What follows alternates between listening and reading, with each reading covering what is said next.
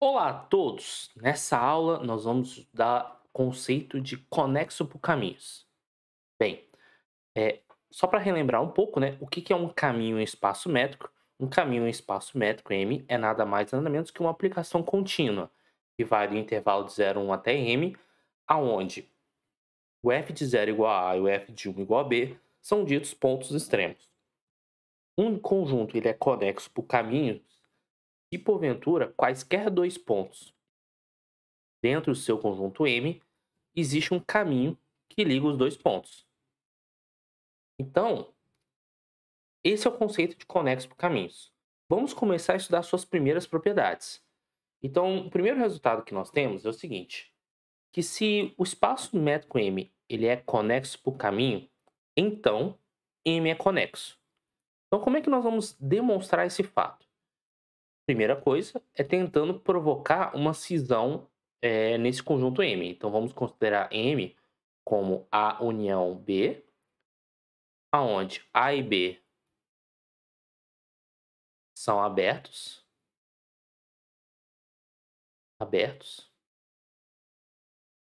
e A interseção B é o conjunto vazio, ou seja, são conjuntos disjuntos. O que nós vamos tentar mostrar é que se esse conjunto ele é conexo por caminhos, então necessariamente ele é conexo, e para mostrar que é conexo, nós devemos mostrar que A e B, essa cisão, na verdade, é provocar que ou A ou B é o conjunto vazio.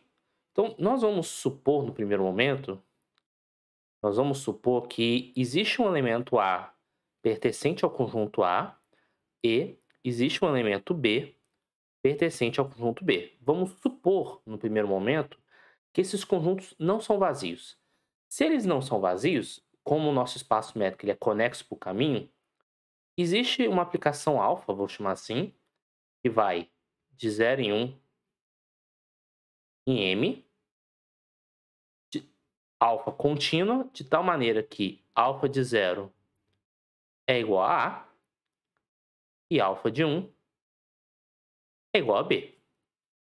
Bem, nós vamos tentar provocar uma contradição, então seria legal desenharmos a situação para entender qual vai ser a estratégia.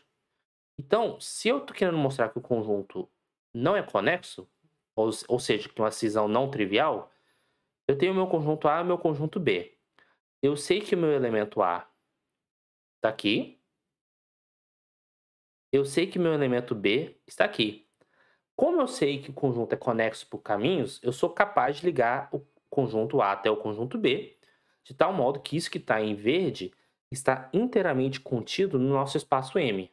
Já dá para perceber que vamos ter um problema, né, por conta dessa contradição aqui. Então, o que nós vamos tentar fazer é evidenciar que, se você estiver nesse cenário, você vai estar numa contradição. Para isso, vamos pensar um pouco. Eu já sei que o alfa de 0, que é A, e ele é um elemento de A. Então, eu vou chamar de T0 o supremo de todos os valores T que estão no intervalo de 0 até 1, tal que o meu alfa de T seja um elemento de A. Nós sabemos que esse conjunto que está aqui, ele não é vazio. E a ideia, pegando uma noção intuitiva, eu estou querendo pegar o maior valor de T possível, de tal modo que eu caia, informalmente falando, na fronteira aqui, que seria esse ponto branco. Esse meu instante de tempo, eu estou tentando mapear pelo T0. E aí nós vamos ter a seguinte discussão. Esse alfa de T0, ele ou pertence a A, ou ele pertence a B.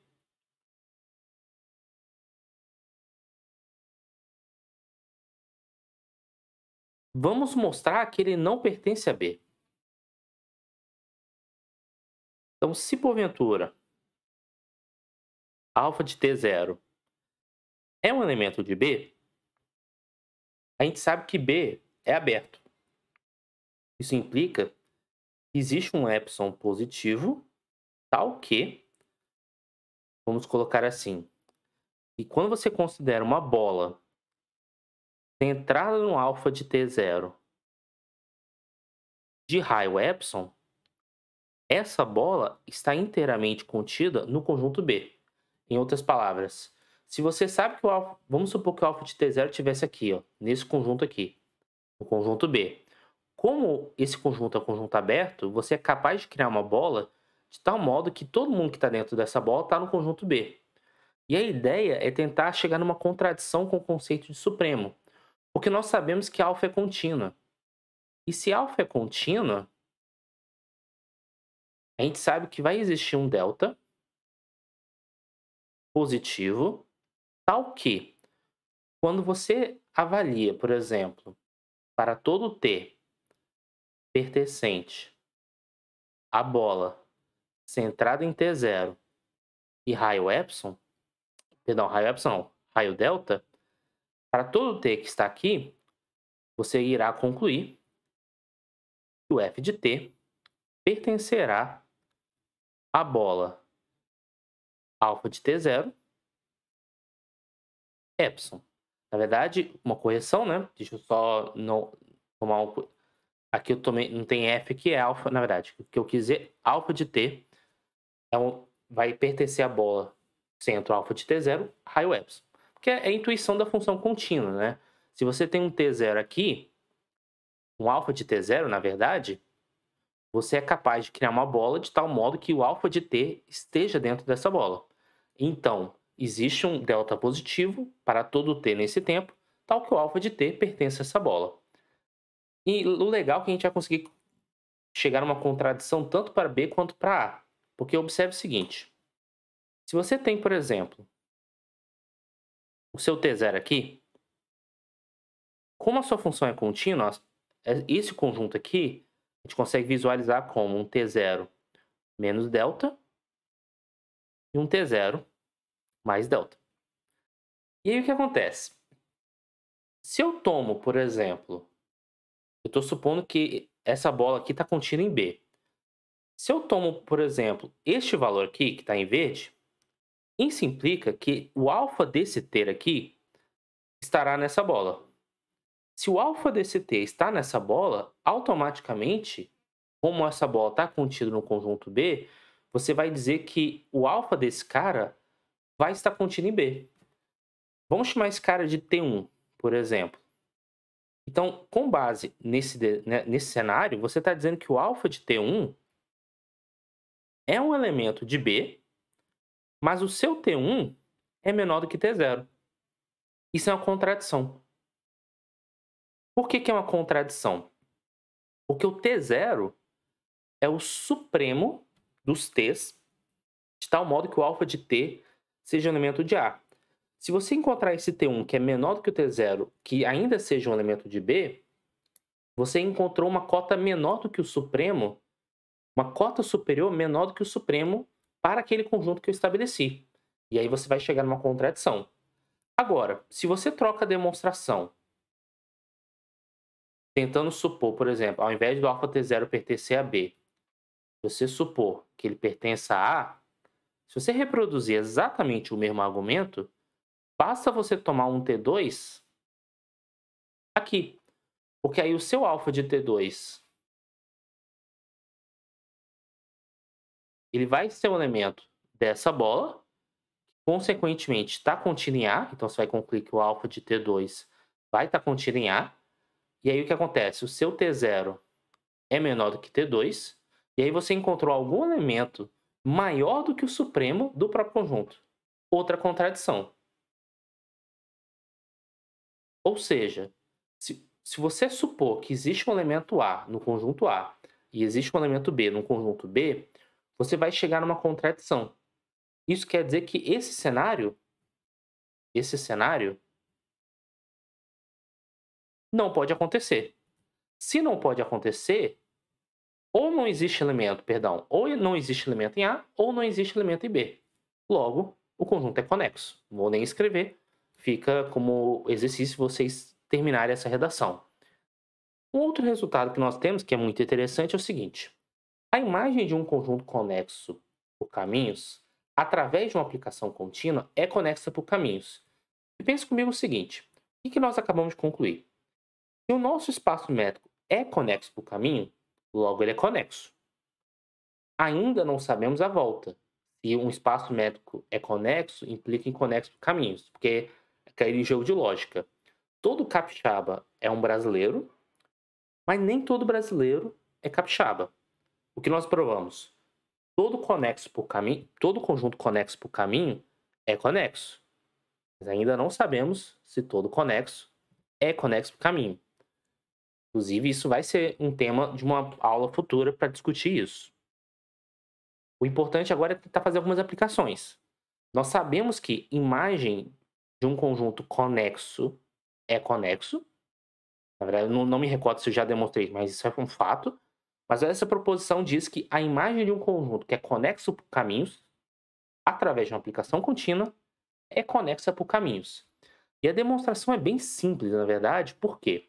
Você supor, por exemplo, que f é uma função contínua de mn, e se você supor um caminho alfa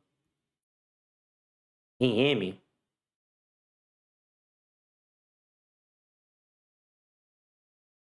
logo alfa contínua, é claro que esse f composta alfa vai ser o quê? A função que vai de 0, 1 até n. Essa função vai ser contínua, porque você está falando de uma composição de funções contínuas, e isso já qualifica como um conjunto que é conexo por caminhos. Então, claro, aqui no caso, nessa f estou supondo uma objeção só para simplificar anotações, porque aqui ele fala só imagem de um conjunto conexo por caminho por uma aplicação contínua. Então, qualquer coisa, você restringe o seu contradomínio a um conjunto que seja de tal modo que a função seja subjetiva. Acho que fica clara a visualização da demonstração desse fato. Bem, com base nisso, nós temos um exemplo interessante que é, para todo n maior que zero, a esfera Sn ela é conexa por caminhos. Bem, para entender melhor o que é a esfera Sn, só para relembrarmos um pouco, ele é o conjunto de todos os x pertencentes ao Rn mais 1, de tal modo que o seu módulo ou a sua norma seja igual a 1. E aí o que acontece? Se você considerar uma função f que vai do Rn mais 1, retira a origem e vai em S1, de tal modo que para cada x do Rn mais 1 menos o zero, você associa ao x sobre a norma de x, essa função, além de estar bem definida, ela é contínua. E aí o que acontece? Já sabemos que o Rn mais 1 menos a origem, para n modo que zero, vai ser um conjunto que é conexo por caminhos.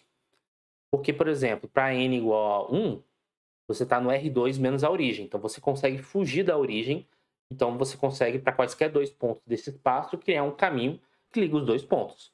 Então, como o domínio aqui é um conjunto conexo por caminhos e a função é contínua, logo, na verdade não é nem S1 aqui, né? Perdão, o Sn.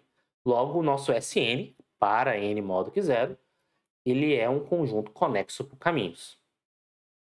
Bem, uma união de conjuntos conexos por caminhos com todos com o mesmo ponto é conexo por caminhos. Isso aqui eu vou só explicar pela intuição, porque eu acho que basta. Você tem, por exemplo, um conjunto aqui, um outro conjunto aqui, e aí você quer, por exemplo, criar um caminho que ligue qualquer dois pontos. Se esse conjunto tiver um ponto em comum, o que acontece? Você consegue criar, como esses dois pontos fazem parte do primeiro conjunto conexo do caminho, você consegue criar um primeiro caminho aqui e depois você faz uma justa posição. Então, fica claro porque que esse fato ele é verdadeiro. E aí, de novo, existem perguntas interessantes que nós podemos fazer. Primeiro, será que todo conjunto conexo ele é conexo por caminhos? E outras perguntas que nós podemos fazer ainda envolvendo esse tipo de ideia.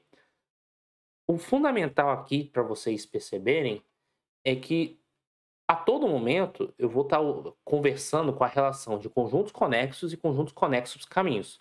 Afinal de contas, esse teorema aqui é muito importante, porque às vezes é mais palpável na demonstração você justificar que um conjunto é conexo para o caminho, e aí se você tem essa informação, você consegue justificar que um conjunto é conexo. Então, você acaba ter mais uma ferramenta para tentar, ou mais uma estratégia para tentar verificar se um conjunto é ou não conexo. De brinde, né, como um corolário também, pensando no sentido, na mesma frase lógica aqui, se um conjunto M não é conexo, a gente sabe que não é conexo para o caminho.